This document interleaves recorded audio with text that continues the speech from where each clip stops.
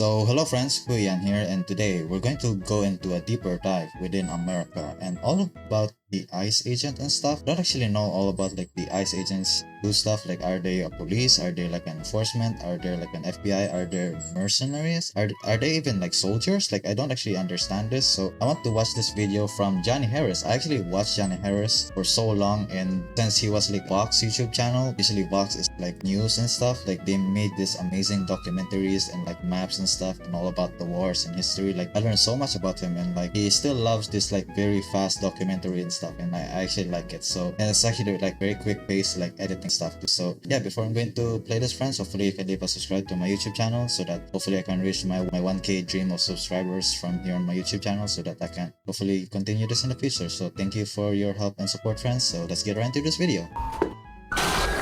I think we should look at this chart. This chart shows the budget of the US government agency called Immigration and Customs Enforcement, or ICE. You can see that they're pretty well funded, around $10 billion a year. I looked up this chart because ICE has been in the news recently. ICE agents detained some 1,600 You see what I mean, friends? Like his editing, and especially his intro, is actually very amazing. illegal migrants on Tuesday. Raided this meatpacking plant. Rounding up workers.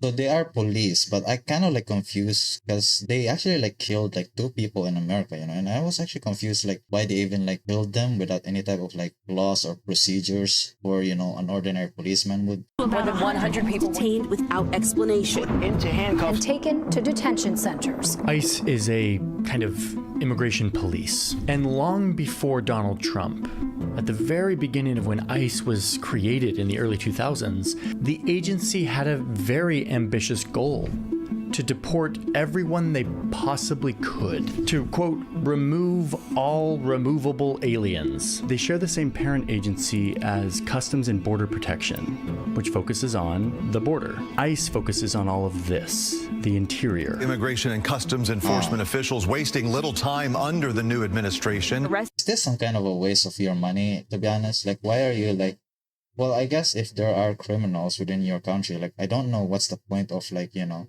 capturing these illegal aliens as long as they're not like harmful and that much. So I guess it's a well-taxed spend, I guess. Nearly 1,200 Large-scale immigration building was surrounded by federal agents. Different targets on this immigrants detained over this past 9 week. single adult females, 4 female heads of household. 5 members of his congregation detained. And if you look at this line, you will see that indeed ICE arrests have spiked since Trump took office.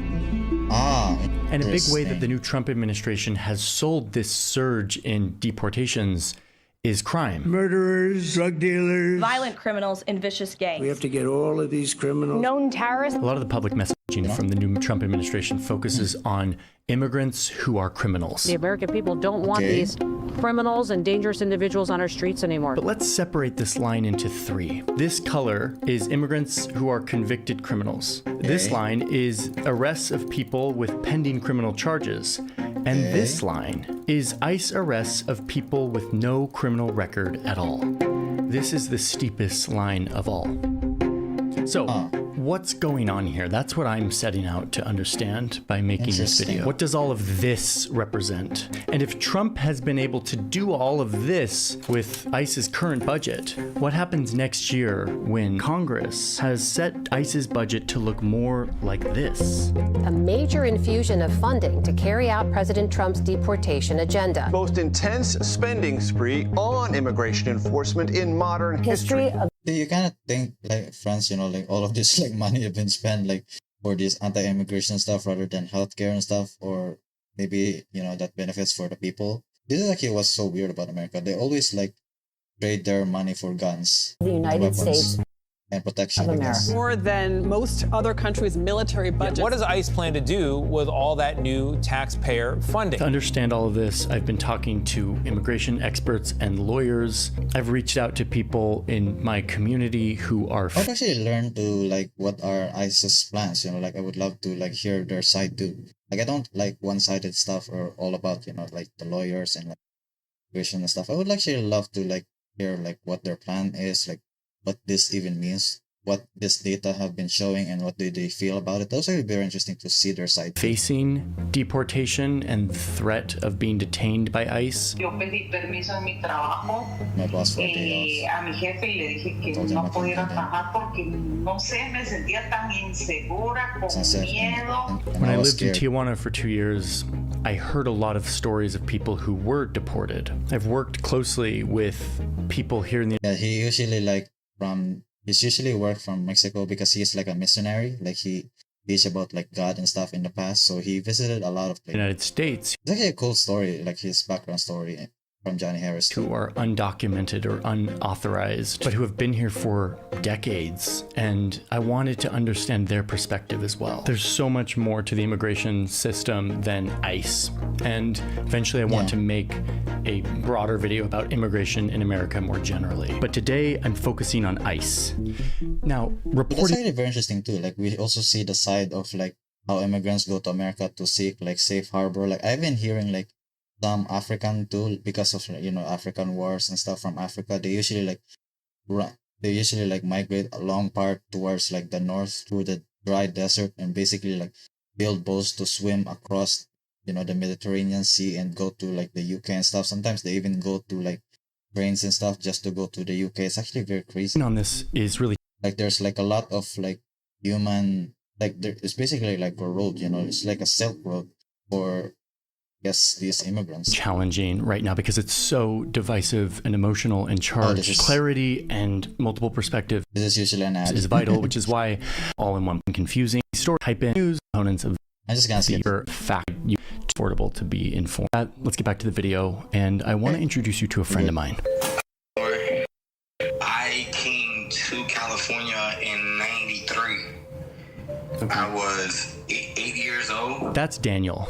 He's about my age. For most of his life, he's lived in the United States, actually right here in the DC area where I live. I learned to do carpentry.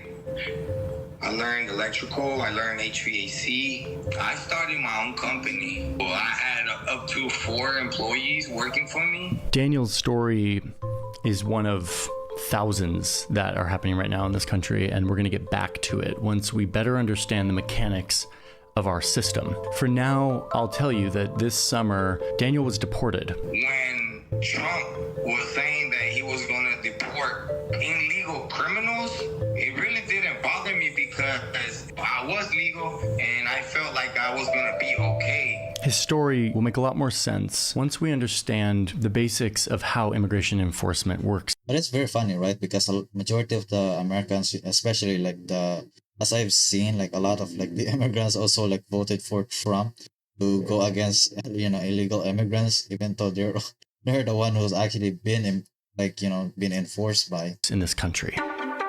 It's kind of crazy. Like people voted for Trump to, I guess, deport them. Immigrants. Often they are talked about in one of two steps. So that's only what I've heard or what I've seen, like data and stuff. Like I don't know if it's true or not. Statuses. Foreign-born people who are here legally or illegally, and that there's some clear line between them. But that's not actually how it is. There's actually a whole rainbow of types of statuses that immigrants can have. Some people born outside the United States become U.S. citizens. Naturalized is what we call it. And then on the other side, you have undocumented or unauthorized immigrants here without permission. And then you have all of this in between, like immigrants who lack documentation but do have the government's permission to be here. They're typically waiting for some sort of court hearing, like the many people seeking asylum. There are other people who are in the United States that are here legally but temporarily, like for example, someone here on a visa. And then there's lawful permanent residents. They're not citizens, but they're allowed to be here long term. We call them green card holders. And by the way, we kind of made up this visual. This is a simplified, fairly simplistic version of all of the different immigration statuses. It's actually way more complicated and convoluted. Anyone who's in the middle of that process knows that immigration in the United States is a fairly broken and out of date thing. And I'm pretty sure it's broken for a reason, so that it's very easy for immigrants who's been there to be enforced and deported outside of America. For those who are here legally. And everyone kind of agrees on that. Republicans, Democrats. Congress may change it someday with new laws, but for now, We're stuck with old laws, and it's up to the president to enforce those laws in different ways. But for now, we'll work with this. Because Daniel, for most of his life, was here on this chart. He was a lawful permanent resident, a green card holder. So that's the first big thing that is happening here in the new administration, is that while immigration enforcement has focused a lot on these illegal statuses, people up here also have a place in this new crackdown. Each group here represents... Yeah, like I even heard like even Korean like workers, tech workers, as I've heard, are also like deported for some reason. That's actually very crazy. And Trump getting a U-turn, you know, like, oh, Korean tech workers, oh, we actually need you for our AI and stuff. Millions of people. And the people down here that don't have legal status represent somewhere between 10 and 15 million people. Let's answer the first big question, which is, how did most of these people end up living here? Now, we could start this story anywhere in American history because America is a story of just waves of immigrants. But for our purposes here, let's start in like the early 20th century, early 1900s. Look at the Western United States. There's a lot of land out here, but there are not a lot of people. The need for workers for the economy is a persistent theme in American immigration history. So once or twice a year, the farms here need a lot of workers to help them harvest and process a huge amount of food that's grown here. That need for seasonal temporary labor is filled by Mexican workers for a lot of decades. Well, not only that, Mexican, I'm pretty sure the Chinese too. Like the Chinese kind of help like building the railroad from America too, you know. But they kind of like, America in the past, I think, always wanted to have like cheap labor. I think pretty sure until today too. Just to work for the season and then return back home after their work is done. And for a lot of the 20th century, this is actually legal. The US encourages it with a specific program because they know that the US economy needs it. This flow of seasonal migrant labor, mostly from Mexico, fuels entire industries in the United States who rely on workers coming from Mexico to do this essential low-wage work and then returning back home for the season. If you live in the United States and you eat lettuce in the winter, it is almost 100% certain that that lettuce came from around here, and it was very likely harvested by migrant labor. Okay, so let's get back to the early 20th century. There are Mexican workers coming up for the season, and this is totally legal. But then in the 60s, that changes. Congress does its job. It used to do its job back in the 60s and pass laws that like they negotiated and compromised. Oh, he's talking about the 1960s now. Okay, so it's from the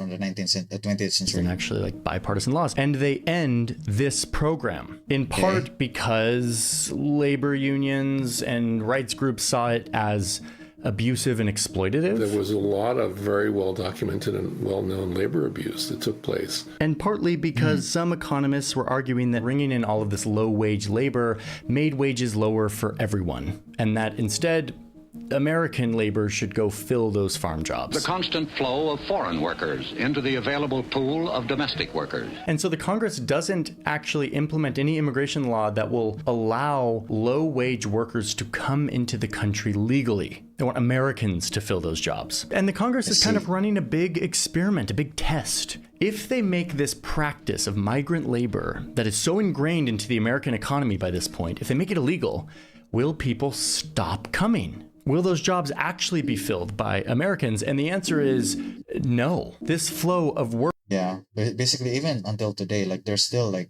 legal immigrants or like legal stuff because they're very, very cheap, you know, for like these companies to like pay all these like laborers basically.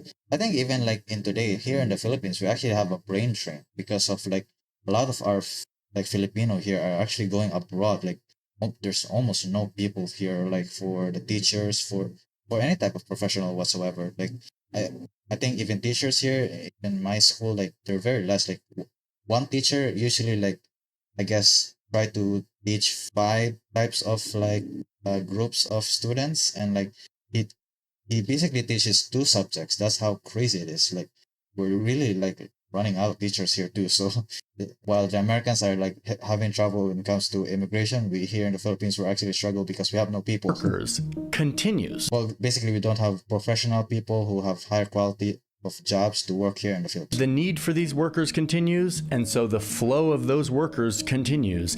The difference now is that it's not authorized by the government. And a lot of them, instead of go back and forth across this border, which is now technically illegal, end up just staying in the United States. So what happens is that the undocumented population grows, starting loosely speaking in early 1970s. By the end of the 80s, there's 4 million undocumented people living here. Many of them are filling the demand for jobs that brought them here in the first place. A very real demand on farms, in construction, in restaurants.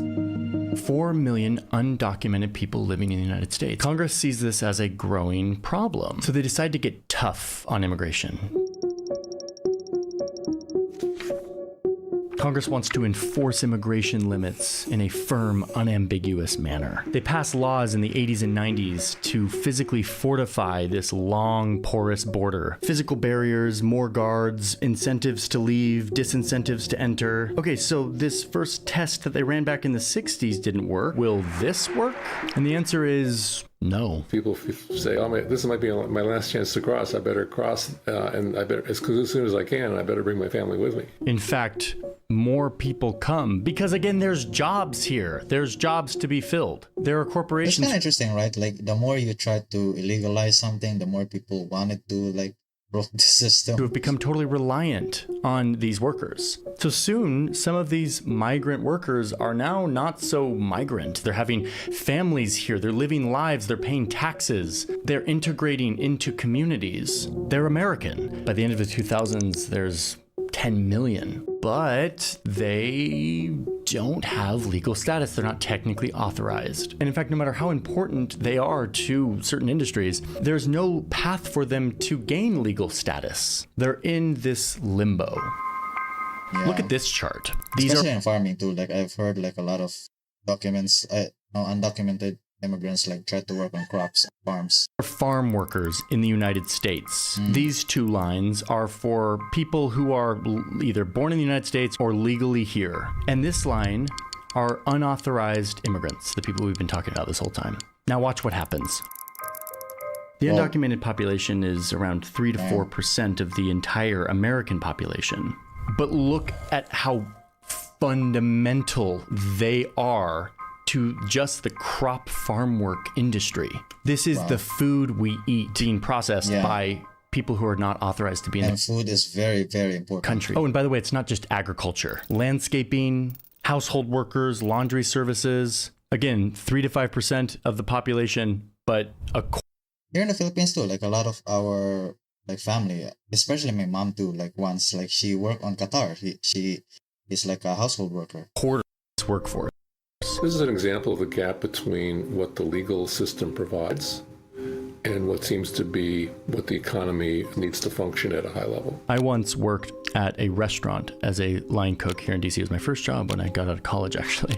And every single person in that kitchen was an unauthorized immigrant who worked usually 2 jobs cooking food for restaurants. Now, I want to dwell on one point that I kind of mentioned, but is incredibly important, which is that normally policy would recognize this. Oh, there's a need for low-wage work in the United States. Let's make a legal pathway so people can come in and we can sort of control this. But immigration in the United States is kind of like this room with 4 doors.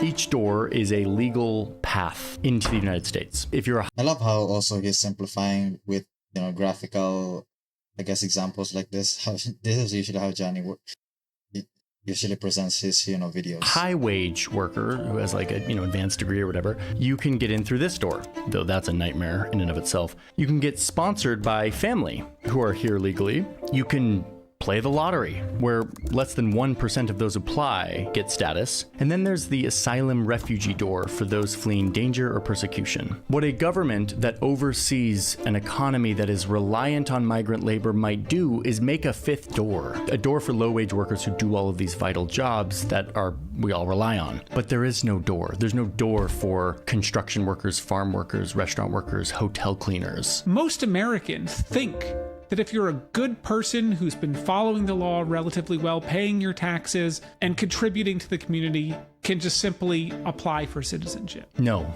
that is not how it works. The lawful pathways to come to this country have never really been able to satisfy the demand for workers. And so there are workarounds for that. So today we have this huge population of people, over 10 million, who are in limbo. They've lived here for a long time, they work here, they fulfill important jobs. They're only about, again, 3 to 4% of the population. Interesting. And by the end of like the 90s, remember that chart that showed like how reliant our food system is on this labor? Instead of focusing on like mass deportation and trying to kick everyone out, there was actually some political appetite to give these people a pathway to be here legally, a recognition that we need them. Let's let them not live in the shadows anymore. George Bush was our guy on this. Every immigrant, by embracing these ideals, makes our country more, not less American. George Bush was in the middle of sort of negotiating sort of a new comprehensive immigration reform that until the Twin Towers got destroyed. So yeah, that's also very unfortunate. Would have legalized a lot of the undocumented immigrants at the time, greater pathways for labor migration. It was looking very hopeful for these 10 plus million people in limbo, but then something happened. A plane has crashed into one of the towers of the World Trade Center. All of a sudden, it became impossible to talk about immigration without thinking about security issues. It's now my privilege to sign the Homeland Security Act of 2002. The 19 men who carried out 9/11 were in the United States legally. And so now there was a microscope on how the immigration system let this happen because it was so insecure. All of Bush's efforts towards make America more American, all of that took a massive U-turn. And so there's this language of criminality that gets attached to immigration and especially undocumented immigration. Congress creates this new department, it's Homeland Security. They get rid of this benign-sounding Immigration Naturalization Service, and in its place, Customs and Border Protection, Immigration and Customs Enforcement. The country was reeling after 9/11, and a more militarized, security-focused version of immigration, border protection. But it still does makes me wonder, like, if America has a very strong like spy system, I didn't know like why they have like a very massive oversight with the 9/11 attack. You know, that's actually very kind of crazy. I wonder if it. I don't want to get conspiratorial, but there are like conspiracies out there. You know, it's actually very very interesting. But this does makes me wonder though.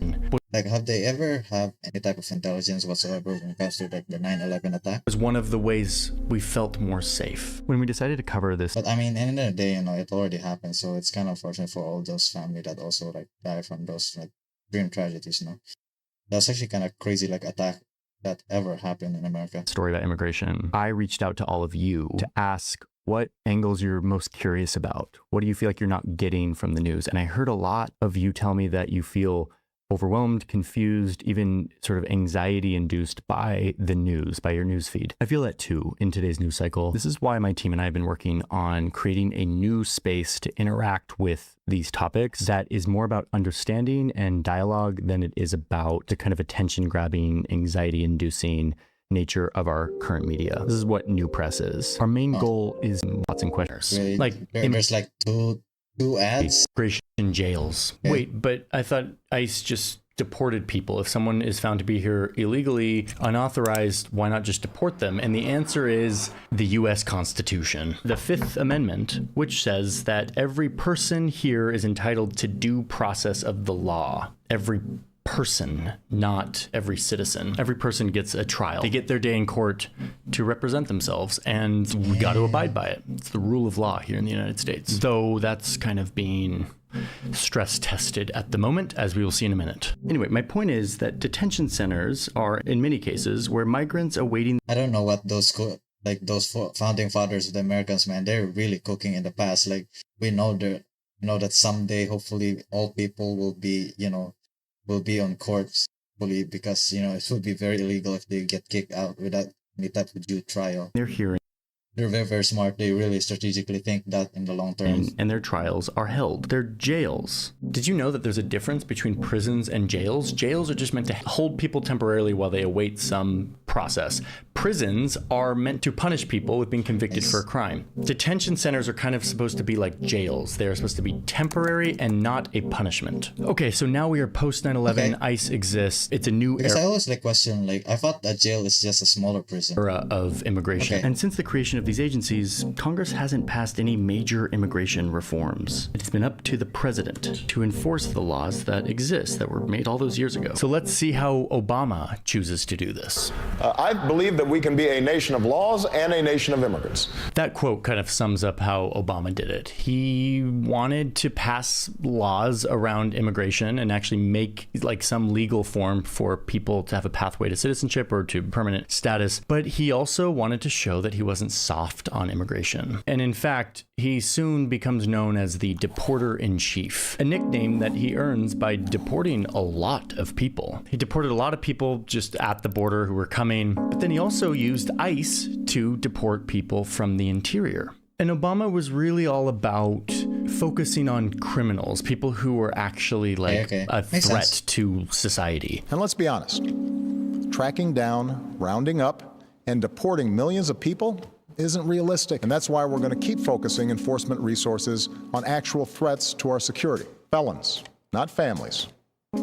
Criminals, not children. This is something I didn't know before reporting this story, and it's super important. During this time, the principal way that ICE would find people to deport wasn't just going in and like raiding a workplace. In order to understand ICE operations, you have to understand that historically speaking, for the last 20, 30 years, the primary source of ICE arrests has been people who are held in local jails or state jails or federal jails. ICE would rely on the local police in some town. There might be a lot of undocumented immigrants in this town, some of whom have criminal records. But this one got arrested and is at the local police station. They call ICE. ICE goes over, picks them up. But over time, local police stations started to push back on this. They're like, hey, we're local law enforcement. We're not like immigration enforcement. It created all this mistrust in these communities where now people without status would be afraid of the local police because a small run-in with the police could mean deportation. So some police departments stop playing ball when they have someone in custody who doesn't have immigration status. These are called sanctuary cities. I'm gonna be totally frank. I used to think sanctuary cities were like cities where immigrants could come and there would be zero like immigration enforcement at all, and that like ICE couldn't come into. I now understand it for what it is, which is they're cities where local law enforcement treats undocumented immigrants like anyone else. They don't hold on to undocumented immigrants for even longer just so that ICE can come pick them up. If they can make bail, they get to go, just like anyone else would. So Obama's deporting tons of people, and meanwhile, there's a larger conversation happening around immigration. Part of that conversation led by this guy. When Mexico sends its people, they're not sending their best. They're sending people that have lots of problems. You can call it whatever the hell you want.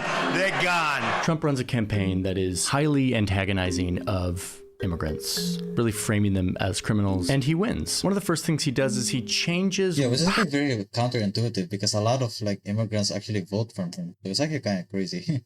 How ICE can arrest people. Instead of them focusing on people who are in police custody already or who have a criminal record, ICE is now authorized to pick up anyone who they find along the way who might be here illegally. This is called collateral enforcement. Where you have officers going after people not because they are a high priority, but because there are more of them than the people that are high priorities. This is kind of, I think, when a lot of us learned what ICE even was. ICE raids become much more visible under the first Trump presidency. Nearly 24 law enforcement agents surrounded this suburban Texas home. Raided convenience stores, checking papers. Arrest more than 100 people at once. ICE officials said operations like these are a harbinger of what's to come. The other big theme of Trump's first presidency is... That's kind of sad though. Like there's a lot of families that are going to be broken because of these ICE raids. How he got shot down by the courts over and over. He tried to do this Muslim ban, and the judicial branch, which is the courts, found it illegal, and he tried to tweak it, and they found it illegal, and he wasn't able to fully exercise his vision on immigration because a lot of what he wanted to do was technically illegal. He tried to cut federal funding from these sanctuary cities Once again, it's found illegal by the courts. He's not allowed to do it. He tries to end the program called DACA, which gives protected status to a few 100,000 people who came here as children, but once again, blocked by the courts. So you can kind of see that Trump V1 was not very successful. That's why it's so good. Like, American laws are so good, man. Like, sometimes, even no matter how much you try to, like, do things that are, you know, what you wanted, there's always, like, a law against it. I guess that also slows down any type of change. You know, if you want to do something good too, that also slows down anything that is maybe something that is more progressive and stuff. In this sort of widespread crackdown on immigration. I guess the founding fathers of America really just try to hamp down anything that is, you know, bad within their, you know, their nation. It's actually very fascinating. They envisioned, because they didn't have their legal house in order. They were pursuing things that were just blatantly illegal. But they would learn from this. Trump's policy architects would learn from all of these mistakes, and they would be ready next time. But here comes Biden. The president-elect of the United States of America, Joe Biden. Biden wins, and boom, look at this graph. People are coming to the border, partly because the notoriously anti-immigrant president is now out of office. And that's what this chart is. You had people showing up the border truly believing that Biden had said any migrant could come here, but also because COVID destabilized the economic situation in a lot of South America. And the United States survived COVID economically better than any other country in the world. Many of them are deported, but for logistical and diplomatic and legal reasons, many are released into the United States while they wait for a hearing. Remember this status? At the same time, Biden also keeps a Trump policy that expels many new immigrants without even processing them, many of whom start making repeat crossings. You had large numbers of people just crossing the border over and over and over again until they could get through. So the rate of repeat border crossings skyrocketed. And so a lot of these numbers are actually juiced by thousands of people getting turned back multiple times. It's the same person. But I'm sure there's going to be a repeat after, like, Trump is going to be out of office. That's going to be very interesting if there's going to be a insane, massive immigrant inflow from America after, like, this, you know, their current administration from America. Just keep coming. Some say the new president gave them hope for a life in America. And these images, this graph, becomes the central tool for Donald Trump's second run for president. The day he almost got assassinated, he's like showing the graph. Take a look at that. And then the worst president in the history of our country took over. And look what happened to our country. Probably 20 million people. It's a massive invasion at our southern border. The invasion at the border of our country. Invasion of our country. Well, bad things are going to happen. Check out this poll, which asks Americans if they think that legal immigrants are a, quote, major risk for committing a crime in the United States. In 2019, it's like somewhere between 15 and 20% of people who say that legal immigrants are going to commit a crime. By 2024, it's like double that. Like a third of Americans are now skeptical and afraid of legal immigrants. We have a new form of crime. It's called migrant crime. They're having fistfights with our police officers right in the middle of streets. 14,944 have been convicted of homicide. They're taking over the city. They're taking people's pets and killing them and eating them. Okay, real quick. I almost had an entire section of this video that is like the deep dive, scientific evaluation of the data of the migrant crime connection. Is there a surge in crime? Yeah, I actually want to see that scientifically and graphically, you know, because I'm a logical person. I don't want to, like, watch people, what they say. Committed by unauthorized immigrants, as the news is kind of making us feel. Instead of an entire section, because I think it will be slightly tangential, I'm going to give you the highlights. The answer is there is no question that people who are in this country without authorization sometimes commit crimes. But if you look at the data, not the news stories that are sensational and horrible, the actual data, you will see something like this. Urban crimes? Lots of studies. that show that undocumented immigrants are far less likely to commit crimes than native-born Americans. They're half as likely to be in jail. They commit violent crime at a meaningfully lower rate. In fact, there's even pretty robust studies that show that an increase in the foreign-born population is associated with less property and violent crime in a community. I'm going to put the link to the studies here and some of the stats in our sources so that you can go evaluate them for yourself. Okay, but most Americans aren't looking at the data. They're watching this. A murder committed by a man in the country illegally. From Peru. An undocumented farm worker. Another undocumented immigrant. Accused in a gruesome crime. So Trump rides this wave. It's like his central message in the 2024 presidential campaign. And he makes a big promise. The largest deportation operation in American history. We have And then he wins. Donald Trump will be the 47th president of the United States. I will not let That's all she wrote. you down. America's future will be bigger, better, bolder, richer, safer, and stronger than it has ever been before. And this time, his people are ready. In the first Trump administration, they kept losing. They had poorly drafted rules that judges struck down, and you learn from failure. On his first day in office, Trump declares a national emergency on the border. He sends the military there, he freezes the refugee program, he suspends asylum, he revives an 18th century war law to justify deporting gang members. He makes it way easier to just deport people without due process, which you can do through some loopholing and some like maximalist reading of the law. No hearing. He directs immigration judges to look for anyone who is in this limbo waiting for an asylum hearing and to fast track deny them without a hearing to get them deported faster. He rolls back temporary protected status for a few 100,000 people, tells them it's time to go back to their country. He revokes student visas, and he offers $1,000 for any undocumented immigrant. Like I also heard like a lot of like even Harvard too, like they try to really push against like, you know, Trump's like they want to like shut down education system because there's a lot of like, you know, immigrants that come from these like, you know, other people around the world are always going to America because they want to like learn from that, you know, because they have the most prestigious school. To self-deport. They literally call it a exit bonus, which sounds like a HR or corporate America term, which like, I guess that's not surprising. He says that anyone who is meant to be deported and doesn't go will get a fine that is $1,000 a day. His goal is to deport 1 million people in his first year in office. But he has a problem. This chart. People, unsurprisingly, have stopped coming to the border. Now, remember Obama, the deporter-in-chief? He deported tons of people, 400,000 people at the height. But a huge amount of those people were from the border. There's barely anyone coming to the border now. So to get his 1 million deportations this year, he needs to focus on the he needs to go from the inside. No wonder ICE is now more popular. interior, all of this.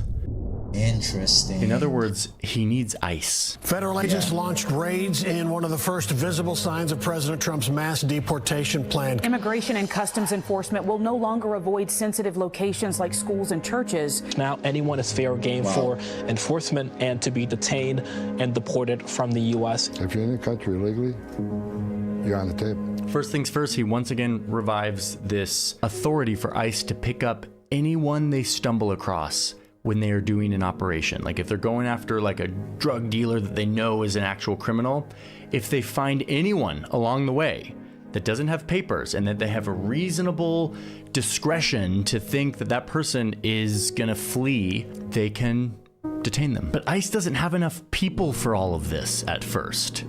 So Trump starts taking people from other agencies, other law enforcement agencies, thousands of federal workers from the FBI, the Drug Enforcement Agency, Alcohol, Tobacco, and Firearms, the U.S. Marshal Service, thousands of people doing important work of law enforcement now being reassigned to pick up unauthorized immigrants. And where do they turn? Anywhere they can. Restaurants. They come in here with guns and then their faces are covered. Factories. Anxious relatives of employees waited for updates. A child's birthday party, saying that they're targeting gang members, but detaining people as young. I can't lie, that meme where the FBI open up meme over a birthday party is still like going on in my mind. But it's actually kind of crazy. Like they can usually like target where the these, immigrants usually work. That's actually very crazy. Young as 3 years old. It remains unclear how many of those arrested are actual gang members. And they're not just focusing on strictly unauthorized, undocumented immigrants. They're arresting green card holders. He is a legal resident. The agents took him to a cemetery and beat him several times. They're deporting people to countries that they're not even from. They're deporting people who are following the rules and going to their hearings, who are entitled to due process by the Constitution. ICE detained 20-year-old Dylan Contreras, a high school student, on May 21st after attending a mandatory immigration court hearing. This is the chart of ICE arrests. Here's where Trump takes office. You can see how things spike. And this gets us back to Daniel. Before him being elected, he was talking about sending. I love how he contrasts this personal story from Daniel and the overarching story about all the immigrants that have been in America. I love how he balanced that. He's actually a great storyteller, because in storytelling you always go for the big one, and also some things that are the personal things from the character. So we actually also hear the story from Daniel's side. All of the illegal criminals back to whatever country they were from. But in my mind, I wasn't illegal. I was legal. So, to be honest with you, I didn't really took it too serious. In March 2025, Daniel was detained. He was a green card holder, remember? Had been here since he was a kid. Yeah. He was a business owner, an employer, but technically he had a record. I did get in trouble as a teenager. I found a little joint of marijuana in the vehicle. So even though this was decades ago, didn't matter. He gets put into a detention center that is run by a private company while he awaits a hearing. Food is really horrible. The milk is already spoiled. As soon as you open it, you can smell it. Pieces of bread, it had mold. I lost 35 pounds in less than 2 months. Mentally, they were breaking me down. I said, I feel like I'm gonna die. Immigration jails are wretched places to be, so much so that I don't think it's possible to have a fair immigration court process while you're detained, because so many people just don't have the psychological fortitude to maintain that for the months it takes to fight your case. The showers were nasty. It would be flies, mosquitoes all over. The facilities are dirty. They don't give you no sheet covers. You sleep on the floors, on the open ground, not no mattress. The officers would tell me, hey, listen, they tell us that you guys don't have no rights. Now, hold on. Due process still exists. Trump hasn't destroyed the Constitution. Daniel had a really good case for being here. He had a green card. His wife is an American citizen. I could have fought. I spent so much money on my lawyer, and I could have stayed there and fought for a year. But this is I always love Mexican accent, man. when they talk into English. Actually, pernicious part of the whole story. Even though he could have fought his case in front of a judge and probably won, his lawyer told him that to just work through that process would take. I'm pretty sure even if you still won, you're still going to struggle trying to really verify yourself. Take months, maybe even longer than a year. But things were so bad in this detention center that he calculated that this was an unbearable amount of time. The government and ICE know very, very well that it is in fact so punishing and awful for people to endure that they will often be forced into giving up their rights and simply agreeing to be deported. The living conditions were so bad that I basically asked to get deported myself. I talked to Daniel right after he had arrived to El Salvador, after being detained and then deported. I'm still trying to adapt to the heat over here and the way people talk, because everywhere I go, they know that I'm not from here. And I started to get really curious why he was a target. Green card holder, business owner. And then I put it together. It comes down to the numbers. Even after this huge initial crackdown right after Trump took office, they still weren't hitting their numbers. This is way too hard. Oh, it's all about the numbers. It's a numbers game.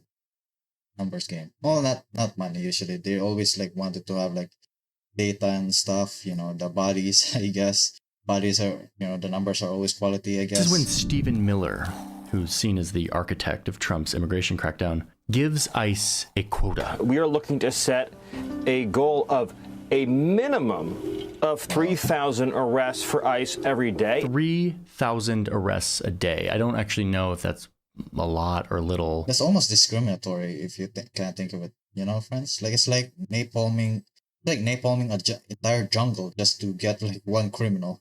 That's kind of crazy, you know. You're nuking an entire forest. I wanted to put this into perspective. So let's just sort of compare it to something else. Like New York's police department, they're pretty big. They probably do a lot of arrests a day. Well, it turns out they arrest about 700 people per day, and they have about 36,000 officers. This is officers, this is arrests. ICE has about 6,000 officers focused on their deportation efforts, and they have to arrest 3,000 people per day. Okay, that's a pretty big number. And what we understand is that the pressure those line agents are feeling to make as many arrests as they possibly can is unimaginable. So starting this summer, I guess they're a little bit stressful. They're probably, you know, like probably on a fight or flight mode. A couple months ago from when I'm recording this, we started to see the results of that quota, of this pressure. ICE detained him because they thought he was part of the protest and he was just driving through. Why are you doing this?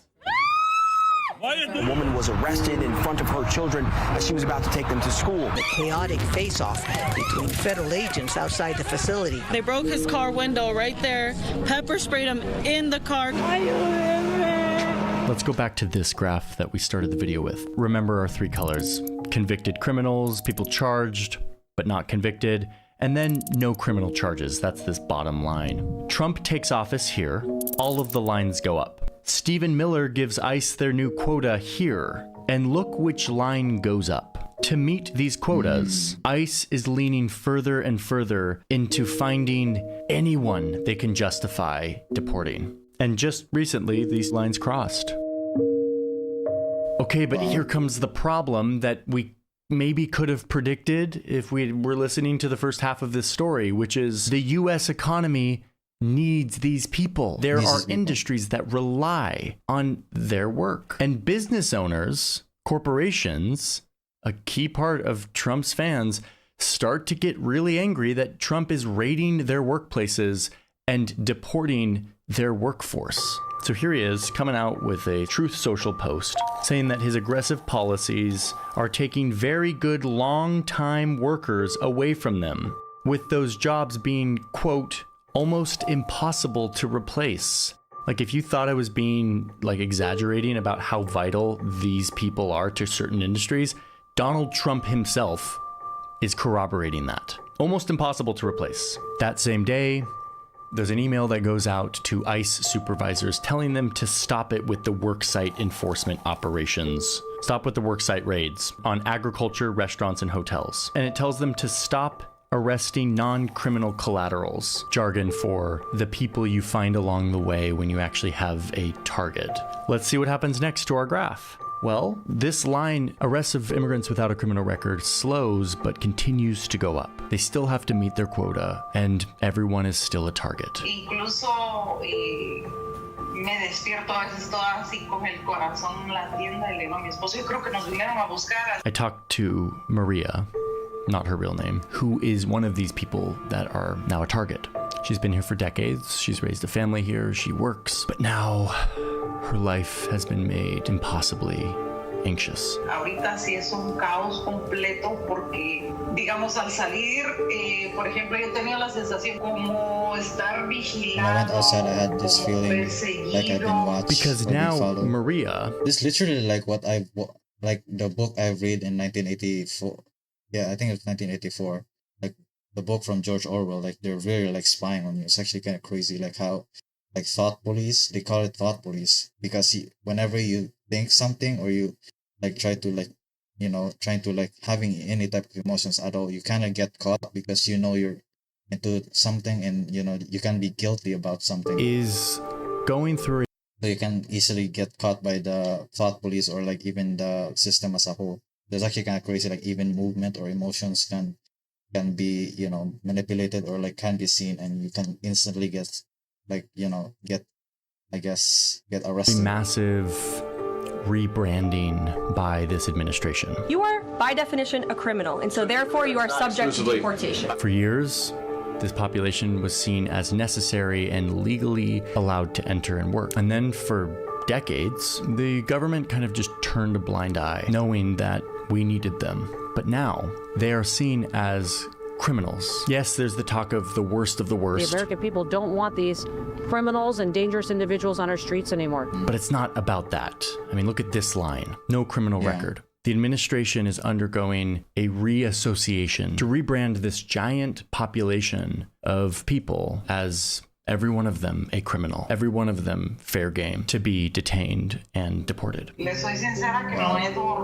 honest, I haven't slept for a while here and there, sometimes yes, sometimes no. My oldest daughter, she told me, Mom, don't worry, if we have to leave, then we'll leave. But truth is, honestly, even though my parents are here and everything, but it wasn't that easy to be here. Is this new? Like I was struggling to frame this in history. Like I think even in Europe too, like they've been struggling about this like immigration stuff. How unprecedented or different. Like a lot of Europeans are even like paying like Morocco and some southern like northern countries in Africa to try to like police immigrants because they don't want them within their country. Different is this? And then I found and I think even Russia are trying to like trying to use like hybrid tactics, trying to use like immigrants to go inflow within their within their countries. This quote that says, the theory that immigration is responsible for crime, that all newcomers should be regarded with an attitude of suspicion, is a theory that is almost as old as the colonies. Okay, how do you fact check that? But then I realized that this report was written in 1931. Those words were written in 1931. Like even back then, 100 years ago, people knew how powerful of a trick this is, how easy it is to brand outsiders as criminals. We are not going away. We are staying here to liberate this city from socialist, burdensome leadership. Families showing up for immigration hearings, being detained by ICE agents right after. 2 people pepper sprayed outside the ICE facility. Federal agents slamming a 79-year-old business owner to the ground. A mother to the ground. ICE agents shoot and injure a woman. Homeland Security says its operations are about immigration laws, not instilling fear. This is what I always like impressed with Americans. Like they always have this like militaristic like police and stuff. Like, it's actually kind of crazy. They go hard. So here's where we're at. Congress has just passed this law that will juice ICE's budget. I mean, look at that chart again. We're about to see a much more resourced version of this crackdown. The results will be hundreds of thousands, if not millions of lives turned upside down. It will mean families ripped apart. It will mean communities ruptured. People who, yes, among them are some criminals, but that's not who they're targeting. I mean, that's at least what their own data says. And instead, an administration that is headed by the son of an immigrant. Yeah, my headphones just died. Is directing our government to kick out a huge number of people who, as we've seen, are a key part of our economy and our country. Every immigrant, by embracing these ideals, makes our country more, not less American. Damn, that usually expired, that tastes like milk. It's very frustrating. So my family told me that it's better if I go back. So I'm between a rock and a hard place because I used to live here. But if I keep going like this, it's not really living a life. Right? The only way to really stop migration is to make the United States no longer a desirable destination for migrants. And as Trump pushes this message of Fortress America, a world in which if you cross illegally, we might send you to be imprisoned in El Salvador on false claims of gang membership.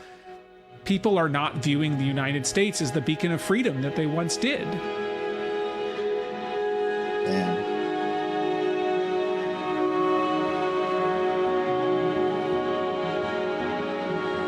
It's still kind of insane. Like some of them are like even, trying to wear us like civilian almost too. So you don't even know like, are they police or are they, are they ICE agents or not? It's actually very, very fascinating. This is really like what the book that I've been reading, like 1984, man. Like I actually just finished that book too recently by George Orwell, but yeah, it's actually very, very familiar. Like there's even like torture about that too in that book. It's actually very sad. actually very crazy and very anxiety inducing. Like every time I read that book, I don't know like when the character, you know, gonna get watched, or like had there been like microphones everywhere, have they been hearing, like it really like feels like living in America, you know. But here in Philippines, hey, everything is free, man. Sometimes like some of our, well, the only thing, you either go in America where, you know, you're not safe as a citizen, but here in the Philippines you either go from the other countries where, you know, a lot of our governments are corrupt and we're all poor. So either choose those things. So yeah, it's bad on both things, unfortunately. And it's kind of sad, like a lot of people also give up, just, you know, try to deport themselves outside just to be safe and just to eat and have a better living condition outside of America. That's actually kind of crazy, and it's very sad, man. I won't be surprised if after the Trump administration, all of these like immigrants will, you know, flood again through America. It's just a repeat cycle. They're not gonna stop, you know. They just keep on going. So hell yeah, friends. I actually learned a lot now. Like I learned a lot about history. Like my God, like Johnny Harris. If you really want to check his, you know, channel, I can link him below in the description. That's very very fascinating, man. I've been watching him for a very very long time, like since high school. So yeah, friends, thank you for watching and good afternoon. Is it afternoon? Yes, it's afternoon. Good afternoon, friends.